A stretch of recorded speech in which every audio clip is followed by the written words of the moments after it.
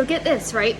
I'm gonna give you a little explanation about what happens when you have a major medical plan or an ACA plan. I'm not knocking the ACA now. Those plans are built for people who need them, so don't go hating on me. All right, so, right, you're walking down the street, right? You're walking along, and somebody in Baltimore comes up to you, and they're like, hey, you got a Lucy? And you're like, no. All right, folks, hold on. I didn't even know what a Lucy was until about 5 years ago. All right, so you're like, no, I'm just out for a walk, okay? And then he's like, well, you got $1? No, I don't have $1. I'm just out for a walk. I don't have my wallet, you know? And then all of a sudden, some freaking wild ass woman comes running out of the car saying, you best give my boyfriend $1. I know you got $1. You white girl, you got $1. And I'm like, no, I don't have $1. And then, boom, she's like, like beating the shit out of you, right? And you're like, what the heck is going on, right?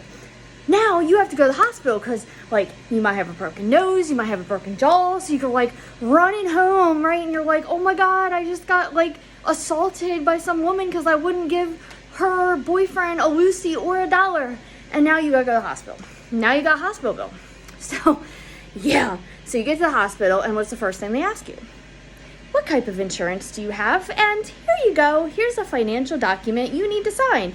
You need to sign this document that says that you're going to pay for services you haven't even received yet.